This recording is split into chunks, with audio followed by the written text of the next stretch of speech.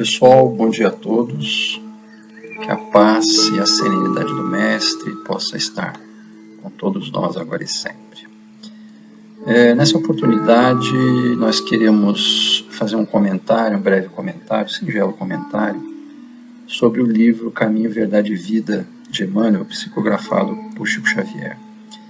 Especificamente na lição 148, cujo título é Cuidado de Si, nós gostaríamos de fazer alguns apontamentos que eu acho que seriam interessantes, até pelos momentos que estamos vivendo. Nesse capítulo, ou nessa lição, Emmanuel ele pega um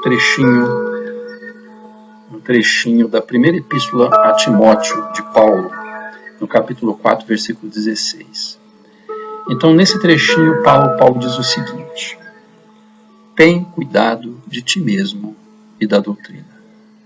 Persevera nessas coisas, porque fazendo isto, te salvarás, tanto a ti mesmo como aos que te ouvem.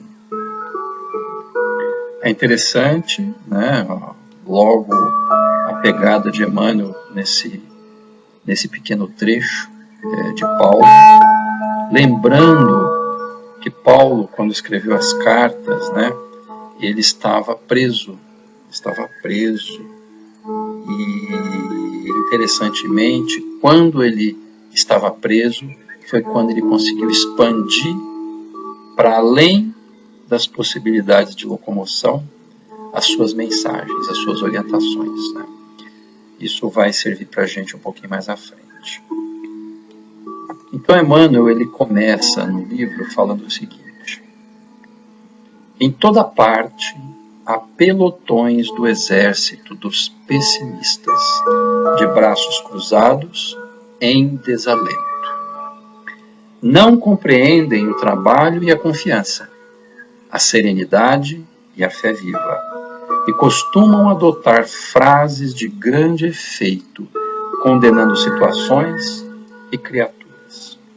Então, Emmanuel ele já começa aqui, né, apontando algumas questões relativas a comportamento da nossa parte. Então, ele vai falando aqui que em toda parte há pelotões de exército dos pessimistas, de braços cruzados em desalento, né? E o detalhe que ele faz menção, que ele realça, é o seguinte: não compreendem o trabalho e a confiança. Porque aqueles que estão pessimistas, de braços cruzados porque estão desalentados, naturalmente não compreendem o efeito do trabalho, o resultado do labor, né, do esforço, né, e muito menos o da confiança. O da confiança de que após o trabalho há um resultado, né?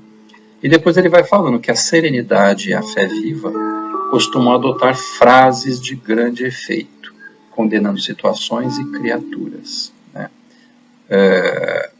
Ele diz que não compreendem o trabalho e a confiança, nem a serenidade e nem a fé viva, né? Então, se eles não se movem para o trabalho, se eles não têm confiança, então, naturalmente, o próprio desalento os conduzem à falta de serenidade, e muito menos ainda a fé viva, como diz Emmanuel, né? E aí, então, eles usam de frases de grande efeito, condenando situações, condenando criaturas, pessoas que estão tentando fazer alguma coisa, né? Eles acabam condenando, mas, ao mesmo tempo, estão ali de braços cruzados, parados, sem nenhuma ação, apenas condenam. Continuando aqui no Emmanuel, ele diz o seguinte: às vezes, esses soldados negativos, e aqui há um pedacinho muito importante para todos nós, no meio espírita principalmente, né? Ele vai dizendo que esses soldados negativos, às vezes, são pessoas que assumiram a responsabilidade de orientar. Todavia, embora a importância de suas atribuições, permanecem enganados. Veja só o alerta. Isso tudo é um preâmbulo, porque nós estamos falando do cuidado de si, né? Então ele vai fazendo um preâmbulo para tratar dessa questão do cuidado de si. Então ele chama de soldados negativos, né? Aqueles que assumiram a responsabilidade de orientar, né? E perderam ou se desconectaram da importância de suas atribuições e, portanto, permanecem enganados. Então vivem no mundo da negatividade, né? Não percebem, não se dão conta da profundidade, da importância de suas atribuições, né? E então permanecem enganados, perdidos nas suas próprias elucubrações internas, sem resultado positivo. Depois, Emmanuel continua dizendo assim: as dificuldades terrestres, efetivamente, são enormes, e os seus obstáculos reclamam grande esforço das almas nobres em trânsito no planeta. Mas é imprescindível não perder cada discípulo o cuidado de si próprio. Então aqui ele começa a falar do cuidado de si, né? Então primeiro ele lembra e ele concorda, né, dizendo que as dificuldades terrestres efetivamente elas são enormes. É uma realidade, todos nós sabemos, na própria pele, né? E os seus obstáculos reclamam grande esforço das almas nobres em trânsito no planeta. Então, realmente, há que haver um grande esforço de sobrevivência, de luta, né, de superação diante dos desafios que a gente encontra nesse planeta, nesse mundo de provas e expiações, né? Isso todo mundo sabe, ele não nega, ele concorda, né? Só que ele faz um alerta. É imprescindível não perder cada discípulo o cuidado consigo próprio. Então, apesar dos enormes obstáculos, apesar do grande esforço que a gente tem que fazer nessa luta da encarnação, é imprescindível a gente não perder o cuidado de si próprio. Então, vive as lutas, mas cuidado com o seu interior. E aí nós vamos seguir em frente com Emmanuel aqui. Ele diz mais o seguinte: é indispensável vigiar o campo interno, valorizar as disciplinas e aceitá-las, bem como examinar as necessidades do coração. Essa frase, no meu entender, é um núcleo, é o centro, é a essência de toda a lição, né? Mas ele detalha um pouquinho mais. Na sequência ele diz assim: esse procedimento conduz o espírito a horizontes mais vastos. Conduz a horizontes mais vastos, efetuando imensa amplitude de compreensão,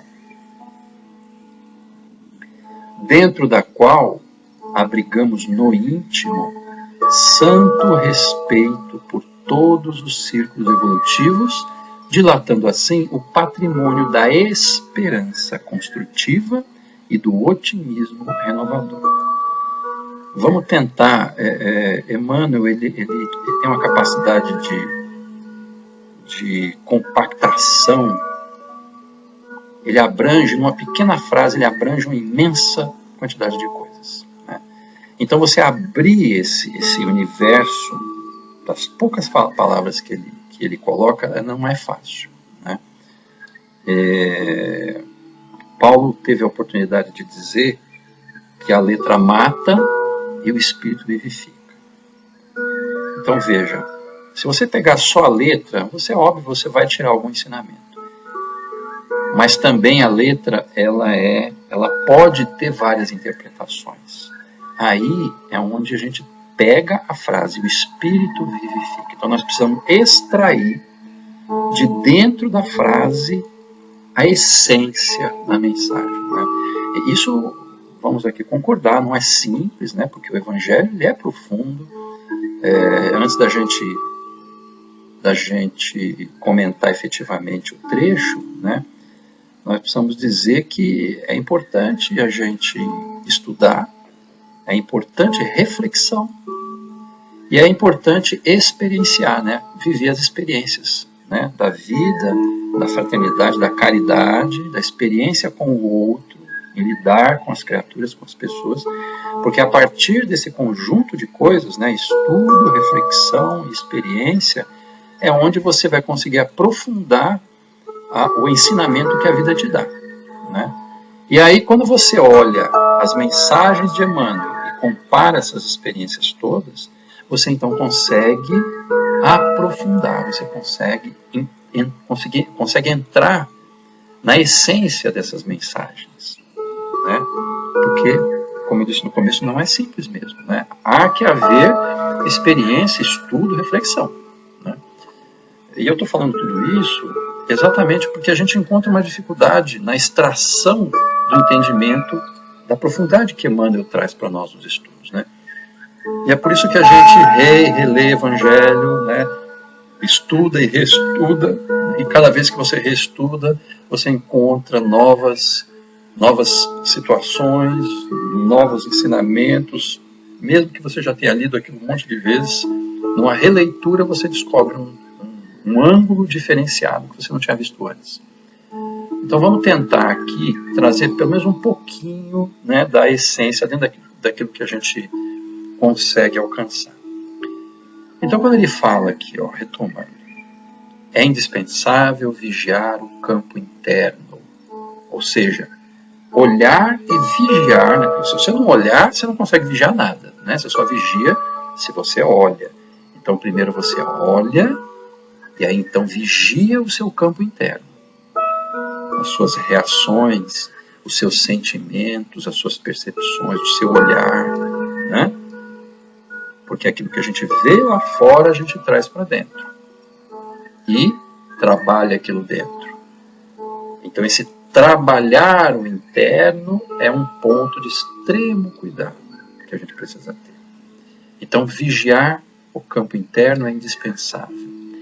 E ele complementa valorizar as disciplinas e aceitá-las.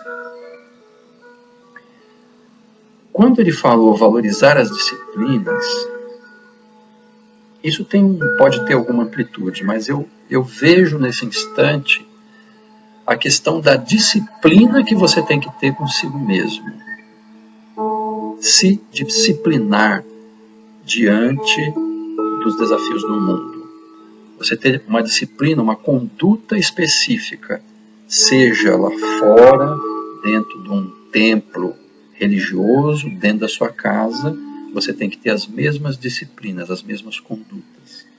E a terceira parte, que é aceitá-las, aceitar essas disciplinas, que é talvez o desafio mais difícil. Mas vamos lá. Eu tive a oportunidade de ver recentemente, talvez até você já tenha visto, o Divaldo Pereira Franco. Ele estava comentando que quando ele vai para um congresso, por exemplo, e ele vai fazer lá a sua tarefa da palestra que ele tem que fazer, né, do comentário, ou a entrevista, seja lá o que for, mas vamos citar aqui a palestra, né? Ele não se dá o direito, por exemplo, ele vai lá para Curitiba, e lá você tem atrações, ou ele vai lá para a Europa, ou ele vai para a França, para a Inglaterra, né, porque vocês sabem que ele corre o mundo inteiro fazendo palestras, né? Então ele vai para um lugar desse, ele não se permite, durante o congresso, ir visitar, ir para uma praia, fazer um passeio, conhecer a cidade. Ele não se permite fazer isso. E ele fala o seguinte, que ele faz isso porque aquele período em que ele vai lá, ele considera que ele está a serviço do Espiritismo e, portanto, a serviço do Evangelho e a serviço de Jesus. Então, quando ele está a serviço de Jesus, ele não se permite distração. Esse é o ponto importante. Ele não se permite distração. Porque o mundo, veja, por isso eu achei muito importante falar desse evangelho especificamente, porque esse é um ponto que nos pega fatalmente, né? O mundo, ele nos traz milhares de distrações, o tempo todo. E veja, nós não estamos aqui condenando, né? Porque o Divaldo, voltando para o Divaldo, ele se disciplina. Lembra que o Emmanuel falou da palavra disciplina? Então ele se disciplina, ele está a serviço de Jesus, então ele vai lá com uma tarefa específica. Então ele não se permite distração. Ele precisa estar focado. Veja só a importância. Ele tem que estar focado por conta da sua responsabilidade. Ele tem que, naquele momento, estar totalmente focado para que possa se extrair o máximo do que ele pode oferecer. A benefício dele, porque ele tem uma tarefa, ele tem que responder pela tarefa dele. E também a benefício de todo mundo que vai beber de tudo aquilo que ele vai falar. Né? É uma importância tremenda. Né? Então, exige foco. E o mundo, ele tira o seu foco das coisas por conta das atrações que ele oferece. Então é lógico, você tem um momento em que você tira férias. Você tirou férias, você tirou férias. Então você vai, você se diverte, você descansa, se distrai. É uma coisa. Agora você vai para a casa espírita e você tem ali uma tarefa de trabalho. Ou mesmo se você vai para tratamento. Você tem uma tarefa em que você precisa se focar para beber de tudo aquilo que você necessita para a sua recuperação, para a sua restauração. Então, se você vai com um copo cheio, com a sua cabeça cheia de coisas, de distrações no mundo, de questões diversas do mundo, você não consegue focar 100% daquilo que você pode. Então, você entra esperando 100% e sai com 10%. Seja trabalhador, seja assistido. Né? Então, a distração do mundo, você tem shoppings, você tem clubes, você tem passeios diversos, você tem família, você tem uma série de coisas que te distraem, que chamam a sua atenção, as necessidades físicas, né? Que as pessoas têm. Né? De novo, né?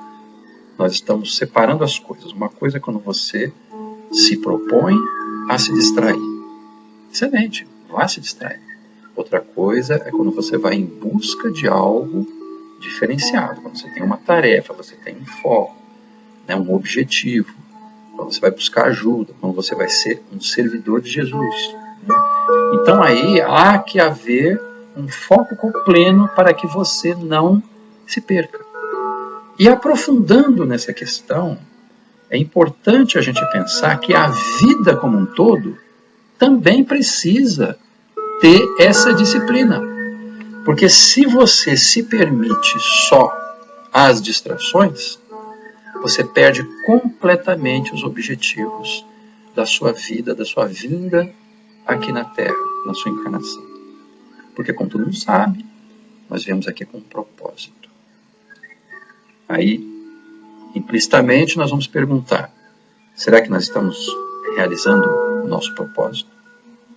Né? Então, se você não tem foco, se você não se disciplina, então para ter foco você tem que se disciplinar. Você tem que dar orientação nos teus sentimentos, nos teus pensamentos. Você tem que ter controle deles para que você possa direcionar o teu esforço adequadamente para ter sucesso na sua encarnação. Porque se você se der oportunidade o tempo todo às distrações, né, aos chamamentos do mundo, você vai ser o homem do mundo, a mulher do mundo. Você vai ser a pessoa do mundo. Né?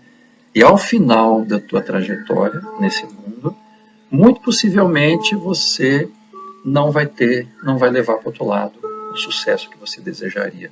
Né? E aí do outro lado a gente encontra os resultados do que a gente fez aqui. Né?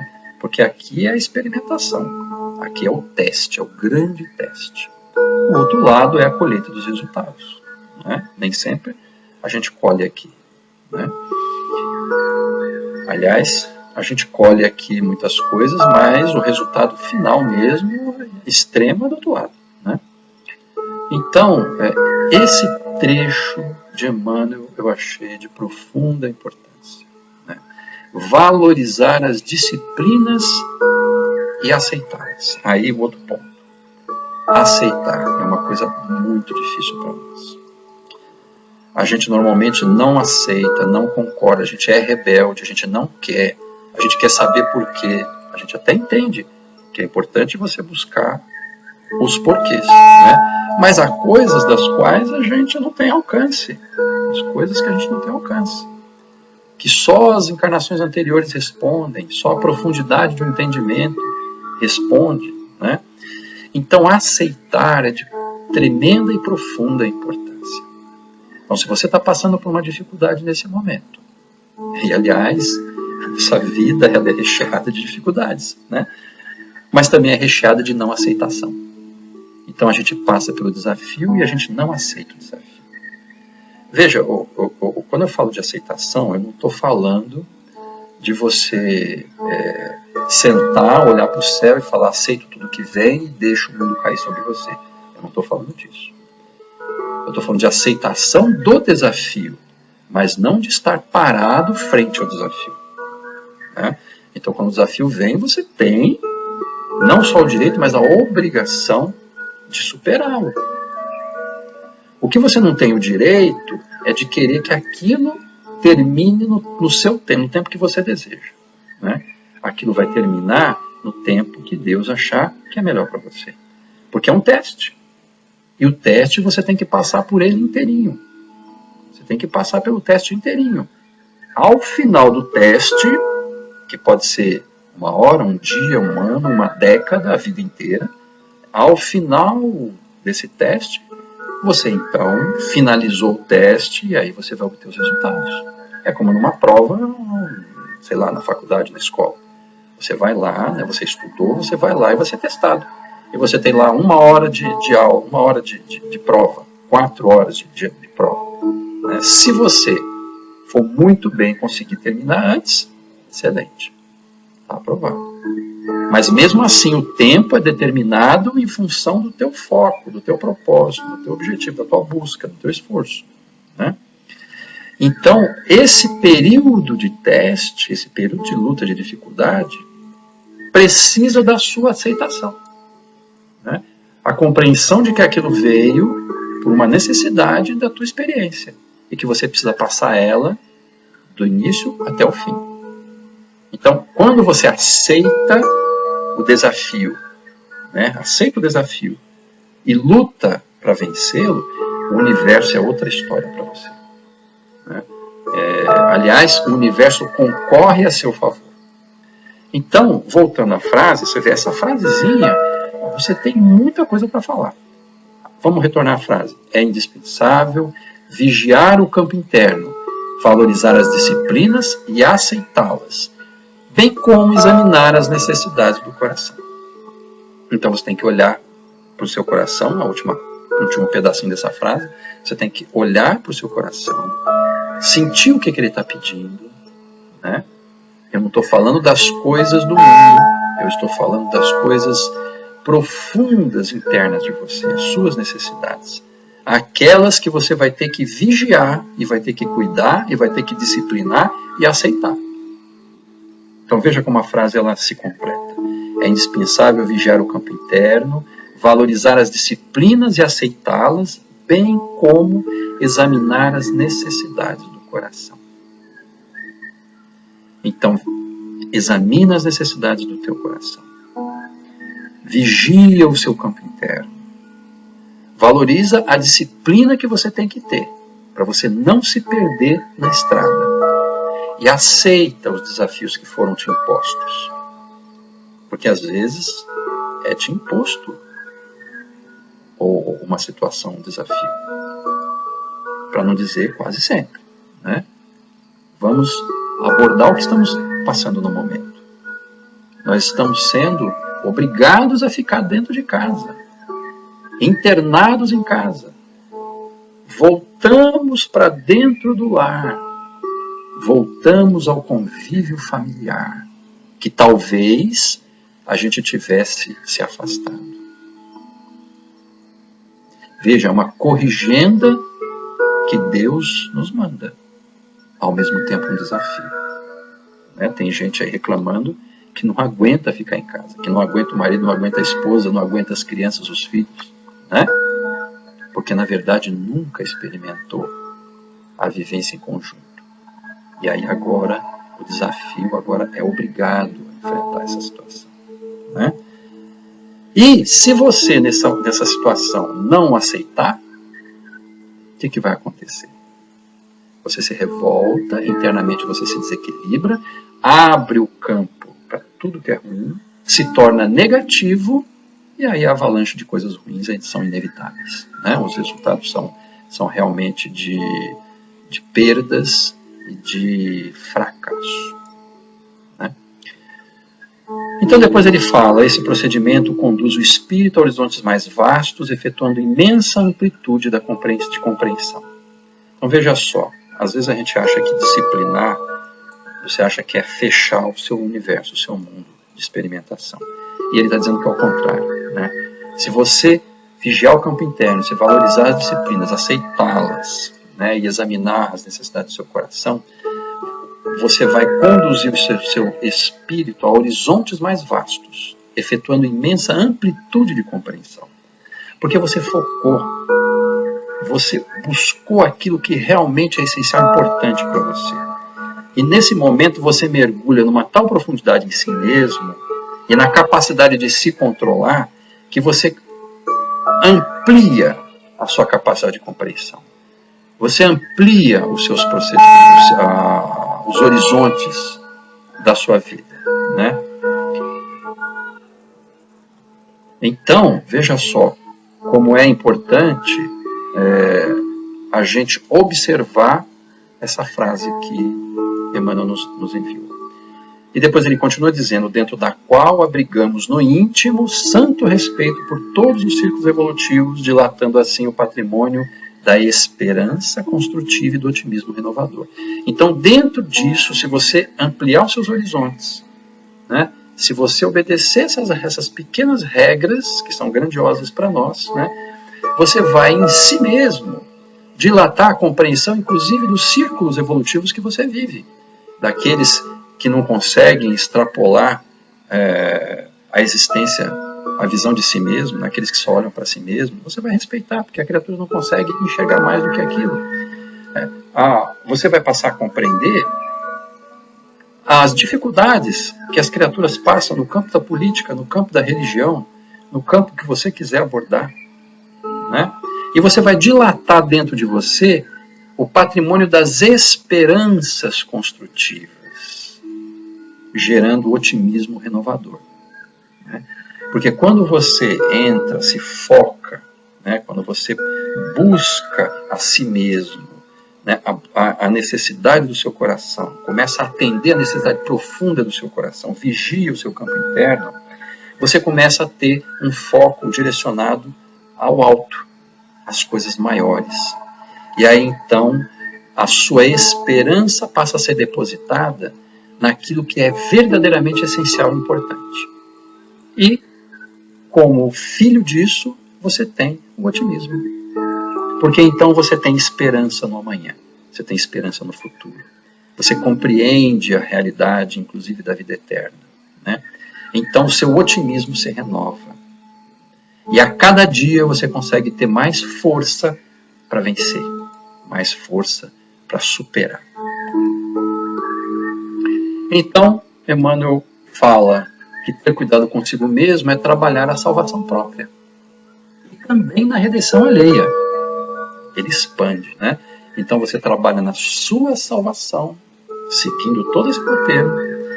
E como você passa a ter uma atitude diferenciada, você passa a ser exemplo à sua volta. Então você começa a trabalhar na redenção alheia também. Porque aí o seu falar será positivo, o seu falar será de esperança. Então os outros ouvirão, as sementes serão espalhadas. E dia menos, dia mais, dia menos, a redenção vai visitar os outros corações também. Né? E ele fala, esse é o caminho lógico para a aquisição de valores eternos. Esse é o caminho, ele não está falando de coisas místicas. Ele está falando que é esse o caminho lógico para a aquisição de valores eternos. Então ele conduz a gente à fé raciocinada. Não a fanatismo. Fé raciocinada. Nós estamos entendendo, construindo e chegando no destino. Né? Então esse é o caminho lógico para a aquisição de valores eternos. Circunscrever-se o aprendiz aos excessos teóricos, Emmanuel aqui ele vai fazendo complementos. Então, circunscrever-se o aprendiz aos excessos teóricos, furtando-se às edificações do serviço, é descansar nas margens do trabalho. Então, se você fica só na teoria, né, e não produz, não constrói, você está às margens, descansando às margens do trabalho. Não está indo à efetivação daquilo que você precisa fazer. Né? E quando ele fala de excessos teóricos, não é só o estudo, ficar estudando, não é isso que ele está querendo dizer. É você ficar só divagando, pensando e não colocando em prática aquilo que você aprendeu, aquilo que você tem construído dentro de você. Continuando, situando-se pouco a pouco no terreno ingrato da crítica satânica, sobre o qual não foi objeto da sua atenção e da sua experiência. Então, na medida em que você fica na teoria e não coloca as mãos à prática, né, você, a pouco você vai entrando no terreno ingrato da crítica satânica, porque quando você não produz positivamente, você passa a ser aquele crítico contumaz, né? Obviamente, sendo crítico contumaz, você está se associando com o lado negativo, o lado escuro da força, né? E por isso que ele fala ao terreno ingrato da crítica satânica, né? E que não foi objeto da sua atenção e de sua experiência, porque a sua atenção deveria estar naquilo que a gente falou antes, do seu coração, da sua essência, do seu foco, né? Você se perdeu no caminho, passou a vivenciar apenas a crítica. Então, meus irmãos, a gente precisa finalizar esse primeiro pedaço dizendo que Jesus é o nosso grande guia, o nosso grande modelo. Ele veio para nos mostrar como nós devemos agir. Obviamente, nesse momento nós não temos condições de estar ao nível dele, mas o nosso foco, a nossa direção é ele. Por isso que ele é guia e modelo. Ele vem mostrar como devemos fazer. Então sigamos esse Cristo, esse Mestre, porque o otimismo, a esperança sempre foi o que ele nos ofereceu. Então busquemos incessantemente atender às necessidades profundas do nosso coração. Busquemos nos disciplinar, busquemos focar aquilo que realmente serve para nós e vamos afastar tudo aquilo que não nos serve. Aprendamos com os desafios que o mundo tem nos mostrado e tem nos imposto. Vamos aprender. Então vamos serenar o coração e vamos buscar o amor divino que Jesus plantou nos nossos corações, pelo menos desde há 2000 anos atrás. Que Jesus então nos abençoe e nos coroe de luz agora e para todos sempre. Obrigado a todos.